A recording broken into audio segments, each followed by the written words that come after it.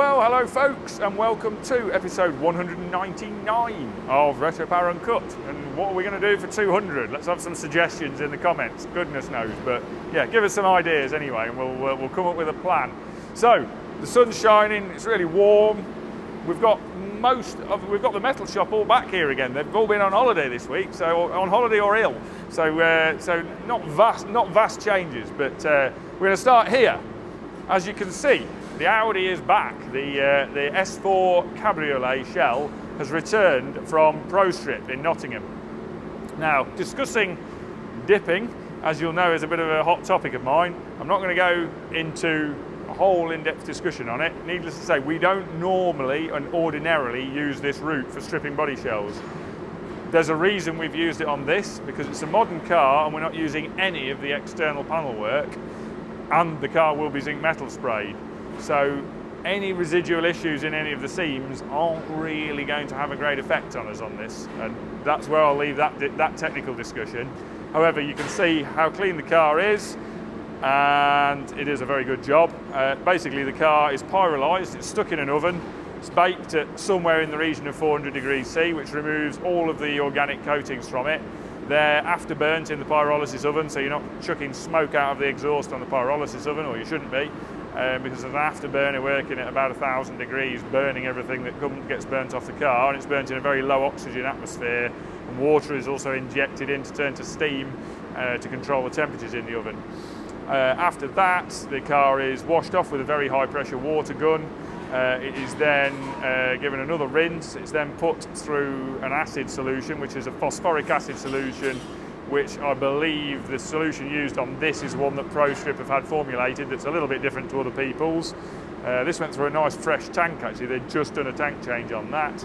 Then it comes out of there, it's then rinsed again, and then it goes through the inhibitor bath, which is an alkaline. It's pretty similar, to my understanding, it's something that's pretty similar to truck wash, basically.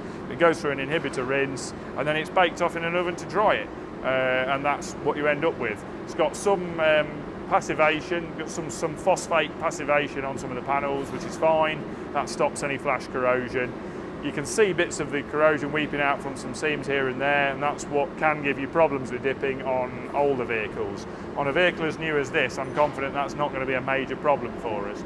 And trying to strip PVC undercoating from modern vehicles by hand is not a fun process. So here we are, more progress soon on this. At the moment it's just sitting here awaiting me getting it on a jig. I'll be getting the plan currently is next week. I will rent the fixtures from Body Shop Solutions, the select fixtures, so we can get this fixtured to a select jig bench, but that'll be in the next bay along. Once I've fixtured it, I'm then going to create my own fixture set, and we'll off-hire the hired fixtures at that point, because I'm going to create my own fixture set that's a little bit different to the fixtures that we'll be hiring, but they enable me to check the car straight to start with and get it fixtured to the jig in a sensible position to begin with, and then I'll substitute those fixtures with some of my own that are slightly different, and that will then enable us to do the dissection and adjust the wheelbase on the body. You've seen it before with the Integras, building the Allegros, you'll see it again with the Audi here. You'll watch that develop, there's no point me explaining the whole process. Some of it I know how I'm going to do, some of it I don't know yet until we dissect the body, so you'll have to watch and wait on that. Moving on from that, we'll come to Portofino XJ Coupe. Matt has been on holiday, and interestingly enough, talking of Portofino, he's been to the Italian coast.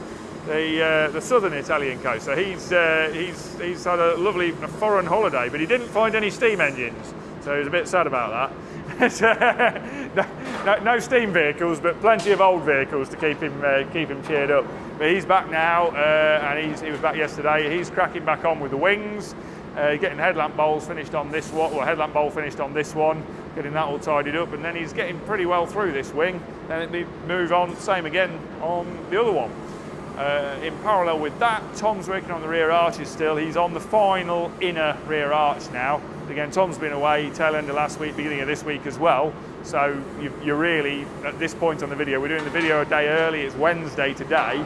So we're only really, for Tom, Tom and Matt, we're only a day into the week, a day into the period since you last saw these cars, which is why they're largely the same. Yeah, Tom's working on the rear inner arches on that, the second rear inner. At that point, I think next week we'll then pick this up and put it into that bay, basically the bay where the lift is, so that we can make the Audi progress over here. Because we're onto the latter stages of the rust repair and external metal repair on that. There's a few little jobs to button up underneath, a bit of fit and finish work to do on the rear valance, corners. And at that point, then we're really into the more structural metal surgery for the HVAC installation, and also getting the running gear in, which I mentioned last week, but I'll mention again. We've got the rear end, we've got the engine, we've got the transmission, we've got all the bits there. So again, in parallel with that, next week we'll probably do a bit of sub-assembly for those parts so that we've got them ready to slot into the shell at whatever point seems convenient. So I'm probably going to leave that one there, because there'll be more progress next week on that one than there has been this week. There's no point in me going too much more to town on that. Moving on from that, we come to the Etype. Now we've got two-pronged attack on this one now. We can show some interesting work here. Bobby is continuing with his B-pillars, which he explained very well last week. I'm not going to go too much into depth with that, because it's basically a continuation of what you saw last week and doing the mirror image, doing the opposite side. Bobby's done the tooling that you've seen previous weeks, but he's made that tooling so that it can be flipped to do the mirror image side, which is the sensible way of doing it. And he currently looks to be getting towards the latter stages of the main B-pillar finishing, and then I think he's then moving on to onto the other side. So again, last week pretty much summed up where we're at on that, because it's just a continuation of what you saw last week. So I'm not going to carry on any more on that. But what you haven't seen yet, and you can see now, is that Andy paid us a visit yesterday. Sadly, I missed him because I was at the new unit. But Andy paid a visit yesterday to do a trial fit of the upper half of the rear end, and it is looking absolutely tremendous. You just realise Andy and Sam, his business partners, skill levels when you see the sheet metal work that Andy has been carrying out for this car. I don't believe there are many people in the country working to the standard that there are plenty of people doing that type of work. I don't think, Andy would never say this, Andy would be the first person to shoot me down for saying this, but I don't believe there are many people working to the standard that Andy's working to on this. His business, for reference, in case you're interested, and in case you need any extremely high quality work doing, metal work doing on probably an E-Type or various Porsches, is Vintage Machines. So, have a look on his website. I'm hoping his website's up and running now. I've said this. I know he was about at the point of getting up and running, but he's at that juggling act, which I know very well, of trying to run a business which is expanding quite rapidly, and trying to get things like websites dealt with. So he may or may not have his website up and running, but it's Vintage Machines. But his work is absolutely unparalleled, I would say. And he has got the upper half of the rear done. He wanted to come and trial fit that on the car, because the next stages really are to mark out the door shuts and to fully weld that rear. He's got it pinned together, as you'll be able to see in the footage that Jamie's got. He's got that pinned together, but that all needs scribing, trimming in and welding. And he can't do that until he can take out part of our book. The way we've designed the book means that once that's fully welded, Andy doesn't think he'll be able to release that from it. So he's got to put some relief sections in the book, cut some sections out so he can actually get that off the book. And he didn't want to do that until he double checked the fit on the actual body tub. So he's brought that over yesterday, trial fitted it, all looks good, checked all his pinning out and checking that everything's aligned properly, which it is.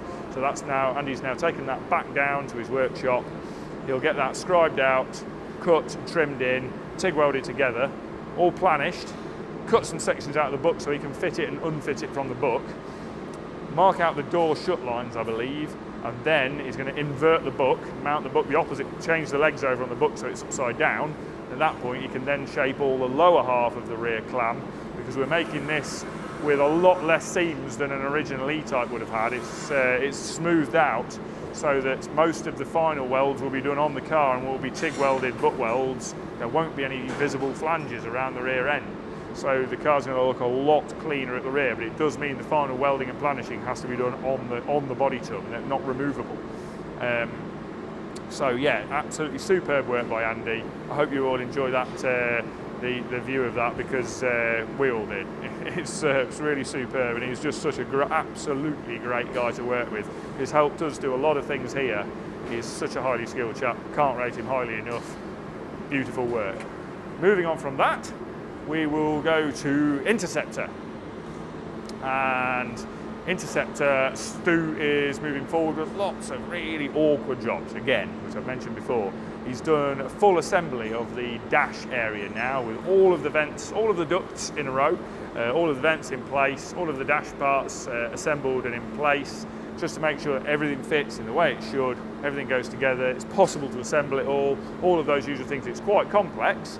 The standard Interceptor dash is pretty complex. This is probably slightly more complex, though better designed, and it does mean that there's quite a lot of consideration of the order of assembly and whether it is possible to actually assemble everything, whether it's possible, as an example, whether it's possible to do up the cable ties that will retain the flexible ducting onto the rigid duct sections. Some of those are quite difficult to get at, but I believe that that's all been checked and it is all accessible. So Stu's been doing that. He has also then moved on now to the tailgate area and buttoning up the final bits that you'll recall we never really finalised, which was trying to get the tailgate to fit accurately when it is so flexible. And no matter what we did, we had issues with it, and the conclusion was we were going to narrow the tailgate, which Stu has now done. He's taken 4mm out of the width of the tailgate in a structure, and that has now enabled it to fit accurately, and it now does line up. We've also hit a secondary problem, which is that the tailgate seal basically doesn't contact in various areas. In some areas it's tight, in some areas it's loose, and that largely is down to the internal metalwork needing adjusting. So Stu's then moved on to battling that front, which is basically a case of just moving bits of metal around until the seal works and the seal contacts, without then putting undue pressure on the seal so that it then distorts the tailgate again, and makes the tailgate not fit anymore. So a joyous task, and one of those which isn't particularly video and photo friendly, because it's basically fitting and unfitting parts hundreds of times, which is fairly soul destroying, but Stu's putting a brave face on it and making progress on it, so that's good. The other consideration that's been going on is the bumpers, the front and rear bumpers. I know Stu and Cal were looking at those and working out a plan for the repair of those, and I believe they're now stripped down, awaiting a trip to Derby Chrome to be chrome stripped, so that we can do the repair work and the fabrication jobs that are necessary on those bumpers to make them fit properly, and also so that we can then get them re-chromed and have them done to a good standard, because they're certainly in need of a fairly hefty amount of repair work. So that's pretty much, I don't think I've missed anything too drastic on Interceptor. I think I'm going to call that there. You'll see more progress next week, but it's at that dry build stage where the work isn't particularly amazing to see the video and photos of. It's just lots of fitting and unfitting and detail bits which are not particularly video friendly.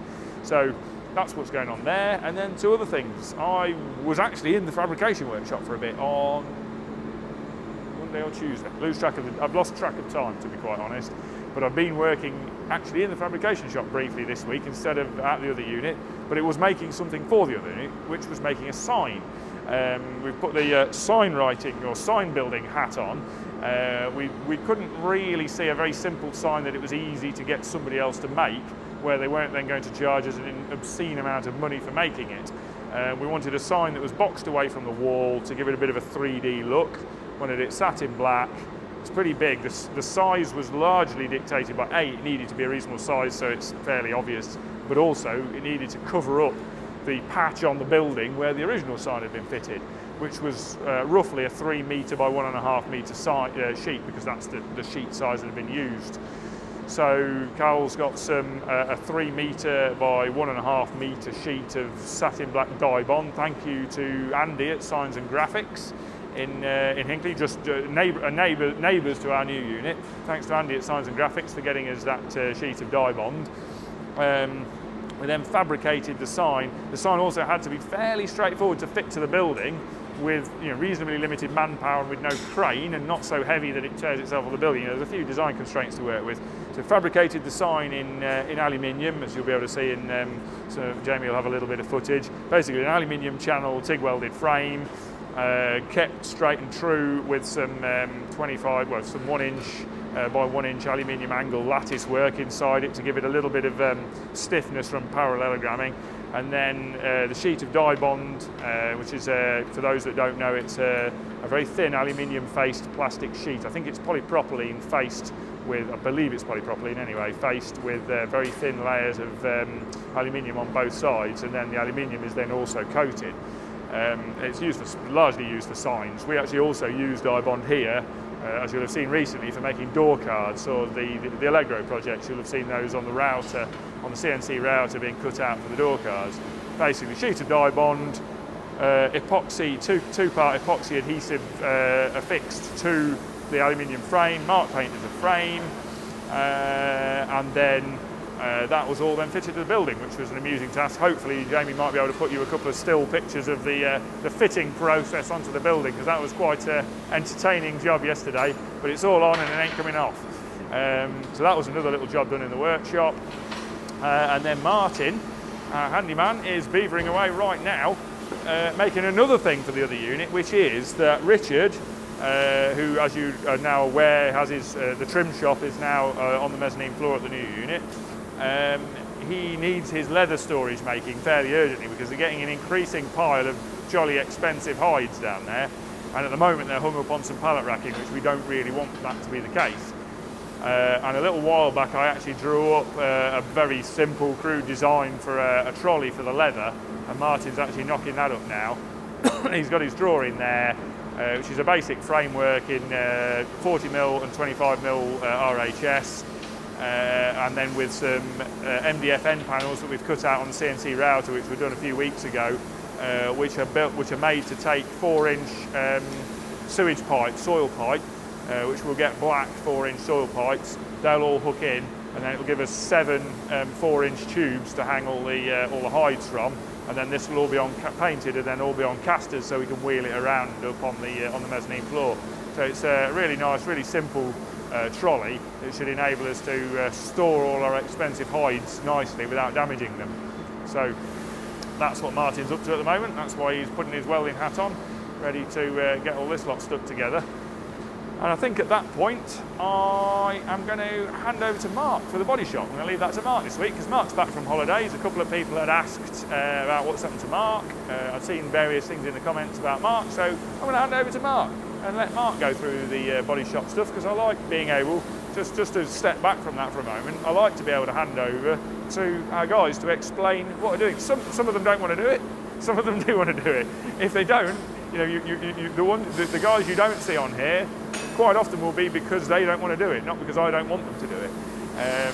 But Bobby's really good, he likes doing it, he's explaining things really well, and Mark likes doing some bits on camera as well. So I'm going to hand over to Mark to explain what he's been up to, because there's various things going on in the body shop.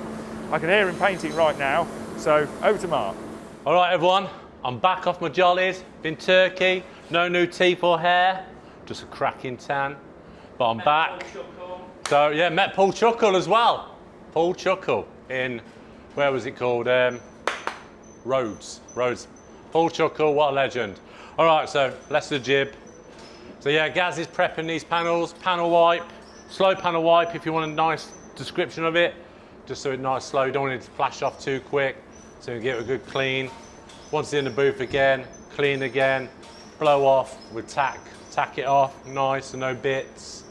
So yeah, so these panels are ready. Another set of panels here, boot lid, bonnet, orange stroke red Allegros here, masked up. I think Gaz's gonna, what we're doing, Gaz, is that primer or are we just hitting it? Well, just a bit of etch and prep. So yeah, engine bay, inside, body colour, and then rip all this off. This has all been wet flatted underneath, 800. So that's it, no, probably get all the little fine scratches out. So yeah, we'll get that in, mask all the inside out, mask it up, bang the colour on, get it out, polish it up. So yeah, probably next week you'll see colour on it, I reckon. So that's it this week, not much. Oh, plus I've done some direct in the booth. I'll get Jamie to do a little panoramic, some nice music probably around it. So I think there's some Redux stuff, Allegro stuff. Yeah, so that's it. That's it, I think, on there. So that's it, yeah. See you next week. Thank you, Mark. Very good. And I think I'm just going to hand straight over to Cal now, because I'm pretty much done in here, and I'm going to run off down to the new unit and get on with some jobs down there. So see you next week. Thank you very much, Nat. I am going to start with some Allegro-based progress. So you've obviously seen the first of the 2 shells is now painted. The second one's going to follow shortly. So we're gearing up to get those rolling as soon as possible. Anthony's been getting the sort of freshly rebuilt steering rack built up with the track rod ends and gaiters and getting that fitted, or will be getting that fitted up onto the front subframe. And we're just getting to the stage of laying everything out, ready to start fitting bearings, hubs, etc., bushes on all the sort of subframe components. We've also, the second of the 2 gearboxes is been stripped down. What we generally do with gearbox rebuilds, we subcontract the actual rebuild to JP Race Shop at Silverstone, but so that we're completely sort of in charge, if you like, of the cosmetic side of things. What we do is we send them the complete gearbox, they strip it down, and then we collect the casing and all of the steel parts, all the external parts basically. And then we'll bead blast the aluminium housing, obviously taking care to mask any bearing faces.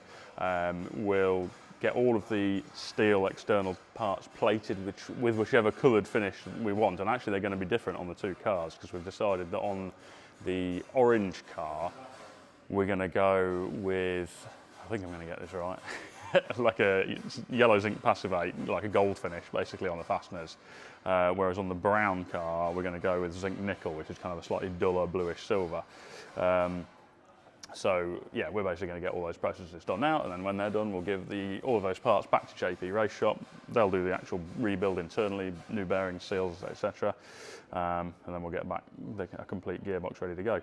And then that will be mated up to the engine, which Jim will tell you a bit about what he's been up to on that. Thanks, Carl. Hello everyone, back with the B18 Honda engine. Last week I had stripped it all down, got all the internals out of it, and jinxed myself by saying it looked, on the face of it, like it was in very good condition. Sadly, that's not the case. I've gone through it and measured all the bores. So typically you'd use a bore gauge like this to check the internal diameter at various points throughout the bores. So you do a check along the length in line with the crank, and then you then do a perpendicular measurement.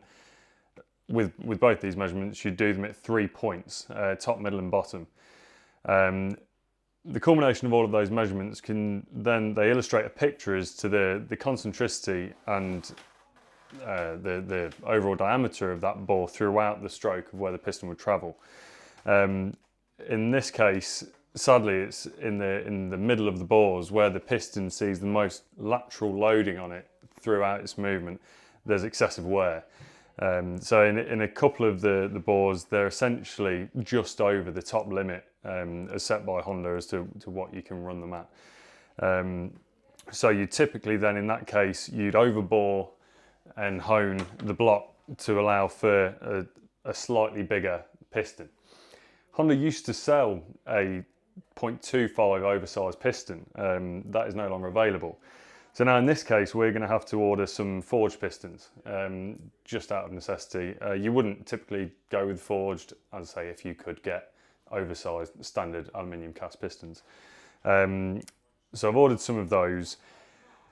Next thing is the bearings. So the bearings, you'd have your main bearings and your big ends on the crankshaft. I've measured all of that, and they all look really good. So the process of that is you'd use a micrometer to go around the journals. You check for any taper at the top, or in this case, top or bottom of the journal, to ensure that it's as parallel as it can be. Sometimes there may be a slight taper to it, but there is again a tolerance for that. This all looks really good. There's no markings on it, nothing's gone through it and caused any scores or any sort of adverse wear to any of the shells in this engine. So that is perfectly good. The big end bearings also look really good actually on the con rods themselves. So we're going to reuse the con rods. There's no reason to change those. So we'll put the new pistons onto those con rods, check all of the clearances when it's going back together, which I'm sure I'll go through next time once we've got the parts and everything. And fingers crossed, all will be well. In that process, however, we will have to verify the height of the piston. Some forged pistons have slight differences in dimensions from manufacturers or spec, or they can sometimes be slightly different. So we'll be checking that the top of the piston, it will protrude a certain amount over the top of the deck height, but not by an excessive amount to the point where it could contact the cylinder head or a valve at top dead center. So that's the next part of the process essentially. Meanwhile, I'll be ordering all of the seals and gaskets and anything else that I'm going to be replacing in the rebuild. So I think I'll catch you next time, and hopefully I'll have some more progress on where we're at with it. Cheers. Thank you, Jim. I think at that point, one of the areas we're going to look at is the progress on the Interceptor and the Saab, but I'm going to hand over to the CAD Den and let the guys tell you what they've been up to themselves. Hi guys, welcome back to another week up at the CAD Cave. This week started off the week with finishing off a few of the small bits which I mentioned from last week. Steering wheel should be ready for manufacture now, so that's really exciting. And then I hop back onto the Etype plug for the mold for the interior. It's something I started on ages ago and then got sidetracked on a bunch of other stuff, so I hop back on that. That's now ready for review, so I'll sit down with Cal, probably with George at some point, go through that, make sure that's all good. And then back on something pretty exciting. As you know, we picked up this Jensen, and now so the upper dash that you see here is staying pretty much what we have downstairs already. Stu built a really impressive upper dash section. So other than this center section, which you can see up here, we're going to stick with that. I'm going to make that soon so we can whack that on. But the lower console area, everything that you see on the screen here, we are making anew. So I've already cut these lower brackets down here. They're in the car, and they're kind of like a primary mount for everything else to sit on. It gives us a little bit of flexibility to add changes down the line, so you're not welding anything onto the body that's properly permanent. And then off those brackets, you start building a kind of frame for the dash underneath, which is what you see here in red. And then a lot of the work this week have been kind of finalizing that, adding mounting points, getting it to a stage where we can actually review it and manufacture it, and then hand it over to Richard to let him trim it. So I'm currently working on the armrest and how that latches, and then once that's done, I think we're actually at a stage where I can sit down with Cal and kind of finalise everything. Yeah, thanks. Hello. So this week I've been working on Saab still, which is probably going to be the consistent thing of the next kind of couple of months really. Assorted things I've been working on, but some things which are actually, you can see what I've been doing is we've been playing with different ideas for things like the side vents. So if Jamie pans in, you'll see what we've been doing. So often when it comes to designing like the exterior of things, we do Photoshops rather than modelling it, because modelling these different things would take infinitely longer, whereas all of these were done in the space of about 2 hours. So just playing with some different vent designs really. Don't know which direction we're going to go yet, but yeah, it's just kind of fleshing out ideas. Sometimes you think, a big event might look good or a small event might look good, and then you quickly Photoshop it and then you go, actually, no, I don't like that at all. So yeah, don't know if we're going to go any of the route of these. Personally, my favourite is this one, but we've put these all to the client, and he can kind of say, okay, maybe 6 I'm liking, and I'm liking 1 or 2 or something like that, and then we can go from there and then modify it and actually start modelling it. Also, this week I've been doing a bit on louvers and just rear panel design, so just playing with some different ideas. Again, in the renders, it had a louver. So yeah, just playing with different variations, numbers of louvers, all that kind of stuff, in different views, just to, again, really just flesh out what the look of the car is going to be. Do we actually want it to have louvers, all that kind of stuff. Yeah, that's been a chunk of what I've been on, and yeah, again, it's just been playing with the bodywork a little bit and adding little tweaks and playing with shadow lines and all that kind of stuff. But that doesn't really lend itself to being on camera, so we'll leave it there. Thank you. Thank you, Luke and George. The other sort of avenues of progress in here, I'm looking nervously left and right because there are 2 Redux BMW E30 M3s in here.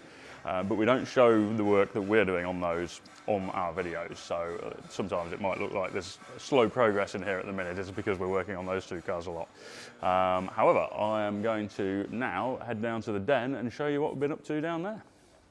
Welcome back to the den, and very proud and pleased to see we have our beautiful sign in place now. You'll also notice it's raining, and it's been absolutely boiling and blisteringly hot every day this week, and then just before we decided we'd do this video, rain.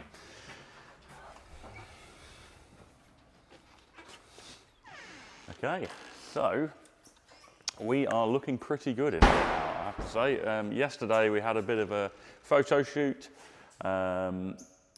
because we've got to the point where everything's in place. Ramp-wise, we've got everything tidy. We've got the vast majority of the wiring wanted to get done. All the decoration stuff's sorted. Upstairs is all looking good. I'd say we'd basically achieved what we'd set out to be our first phase of work, which is to take us to the point where we can start to take on mechanical maintenance servicing work down here. The only thing that's left to put into place is just the installation of the tools and toolboxes, which will be happening over the coming week. I'll talk a bit more about that in a minute, but let's just pop upstairs and we'll catch up with Richard and see what he's been up to in the upholstery shop.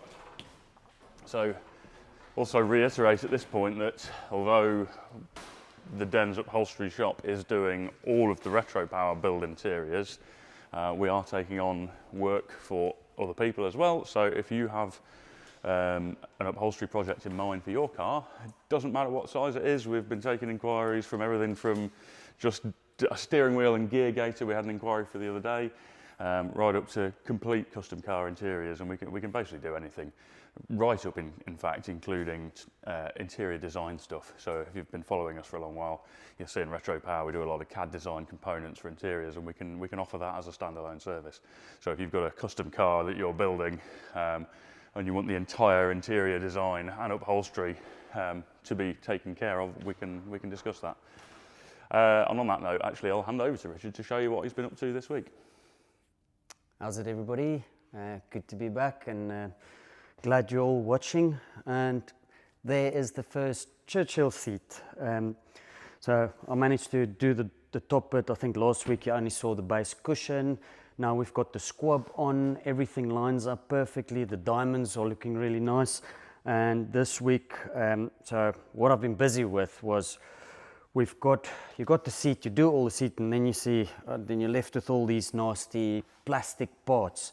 And the mission this week was to get them to look really cool with the rest of the car. So they did come out. Jamie's got some close-up shots. So very brittle. These are XK8 seats, so they're from the late 90s.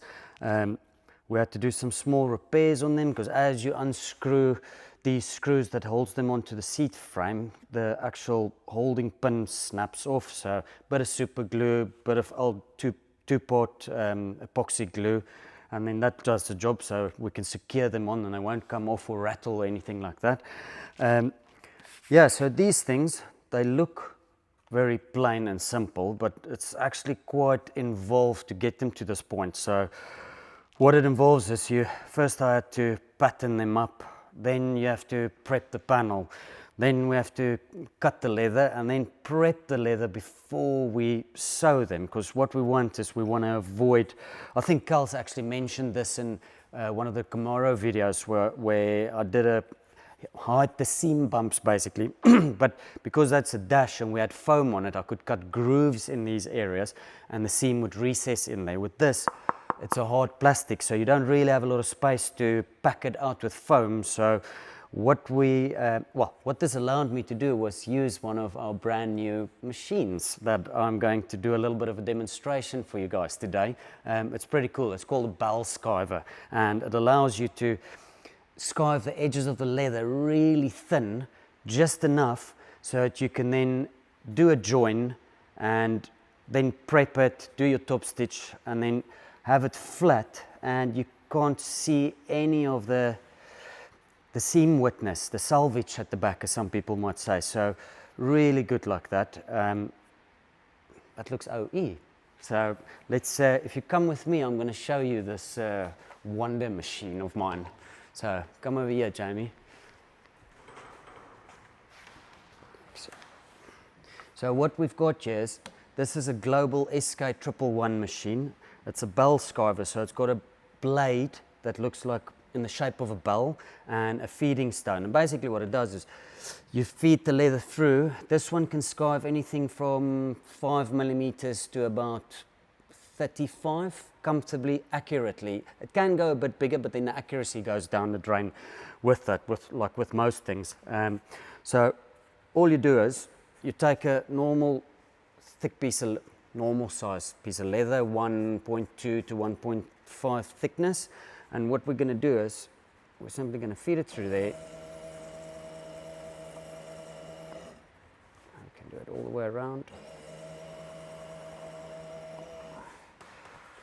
And what you end up is with a neatly very thin, so that I've set it to go down to about 0.7 of a millimeter. And what happens then after I joined it, and on the underside that you don't see, that goes flat after it's stitched like that. And that allows us then to have a nice smooth flat surface just with a bit of top stitch on that end. And that's how you get that OE look. So yeah, now you guys know what a bell skiver does and what it actually means to the quality and the detail. And that's why we have these machines, because we like to pay attention to detail. So yeah, so the seat's looking really good. Next up is some headrest, the rest of the plastic parts, the seat grommets we're going to decide. Carl's mentioned that this car is having some, a lot of copper in it, you know, the copper look. So the seats have got the headrest grommets that they chrome at the moment, so we need to change those colors. There's also the release mechanism that we might need to do a billet part, maybe get that coppered up so to match the rest of the interior. So a lot of small details that we still got to get into and work through and see how we're going to tackle those, but that's a future Richard and Carl's problem. So but we'll share that with you once we've come up with a plan. Yeah, other than that, I'm just going to crack on, and then hopefully the time, when the time's right, we'll be able to do the back seats. That's a complete rebuild because we're not using the interior, so I'm going to be able to show you guys some cool foam sculpting and manufacturing of custom foam pads, so which I'm really excited about. And that's about it from me. Other than that, we've had some fun yesterday. Yeah, I'm sure Carl's going to tell you more about that. And you'll see it in the coming weeks on the website. And I'll see you next week. Thank you very much, Richard. And I will just sidle around here into the lounge area. I'll do a quick reminder actually at this point that our launch party, if you like, is upcoming on the 21st of September. There is a link on the Den Automotive website where you can reserve your place essentially, but the numbers are looking pretty promising for that. We've started to get things in place like catering, so 112 Pizza are bringing an incredibly cool old fire engine basically to as a what do you call it, wood-fired pizza oven. And then Roundstone Coffee are taking care of the coffee side of things, so that's going to be top-notch coffee as usual from them. So things are starting to fall into place, and we're going to start making announcements over the coming weeks about various guests that we're going to have along, because in this area here I'm envisaging a certain person who's going to host the day, doing chats with a number of other guests, and hopefully I'm going to have some interesting people for you to hear talking. And we are also going to have an absolutely exceptional display of cars. On the form to reserve your place, you can also list a car that you want to bring, and we're basically picking as many as we can fit in the yard out here, which I think is probably about 70 of the most interesting. And you know what we're like, it'll be an eclectic mix. It's not just going to be a supercar car park. There'll be an eclectic mix of cars out there. So 60, 70. So if you go on the website, tell us what you want to bring, tell us that you're coming, how many people you're bringing with you. We'll make sure you're catered for. And then, yeah, going back to the sort of maintenance packages. I've touched on this a little bit before, but I thought I'd just go specifically into it now because we are at the point now we can start booking people in. Now, I'll sort of throw a few questions out there. First is, who are we aiming this at? Well, anyone. It doesn't have to be a Retro Power customer. We are going to maintain Retro Power cars here, but anyone who is passionate about their car, essentially. And that leads on to the second question, which is what sort of cars are we prepared to maintain service in this facility?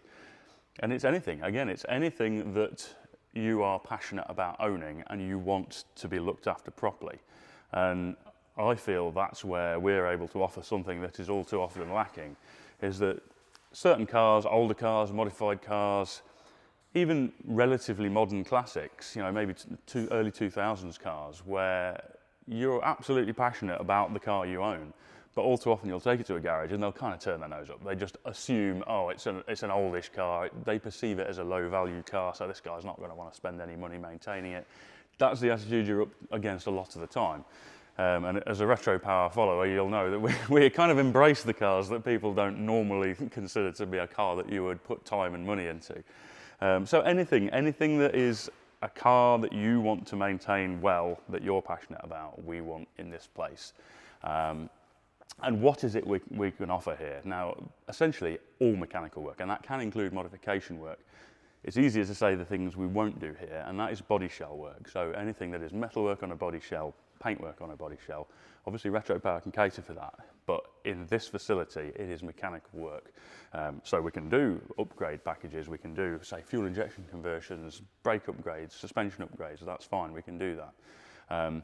But the thing we're really focusing on trying to bring to the sort of niche car scene is preventative maintenance, because we feel that too often the experience of owning these kind of cool, interesting cars that you're passionate about is let down by the fact that it's the norm to just wait until something breaks. And, you know, all too often that will mean you're stranded at the side of the road. It ruins the fact you've got this journey planned at the weekend, in the holiday, whatever. And then you take it to somewhere and they try and mend that fault and it escalates into a whole load of other things because you haven't been on top of the maintenance of it. And our vision here is that every new car, every new client here starts with a huge inspection where we'll go through absolutely everything with a fine-tooth comb and present a report back to the client, really detailed, talk you through it, show you the photos, point it out on the car, go through absolutely everything and sort of organise the jobs that we can see need doing onto that car in order of priority. These need doing really urgently, these not so important, these are just cosmetic or details you might want to improve on the car. And at the same time formulate a service schedule, something like you'd expect to get on a new car. In fact, taking it further than that, a new car will come with a service schedule based on mileage. We want to talk to all new clients and work out where they use their cars. Is it south of France trips in boiling heat all the time? Is it over really rough, bumpy A roads all the time? You know, do you do 1,000 miles in one very short space of time, or do you just very occasionally use the car, maybe 5 miles a day, every day? All of these things create different types of wear on the car, and we're keen to kind of understand the big picture so we can tailor a service schedule specific to that car, taking into account any modifications it's had, taking into account usage, and say, look, we think at these intervals, whether it's time or mileage, this is the stuff we should be checking, and have a formal service schedule, which you'll get in a leather folder specifically for that car with a service book, and in it we'll have QR codes you can scan, which are applied in there each time we work on the car. You can scan to see the work that was done photographically with descriptions, etc. So your car comes here, inspection, report on it, maintenance schedule compiled, and then you're free to basically book it in to do any of the work we've described on there or anything else you want to discuss doing. And the idea is just to take the hassle out of owning a car that you're passionate about owning. And so you can enjoy the fun bit and know that you just get in the car and use it, and it looks at its best, it works at its best. And ultimately, that's what it should be all about. You know, it's all about enjoying the cars. And on that quite almost well choreographed, despite being completely freestyled spiel, I shall leave you and we'll see you next week.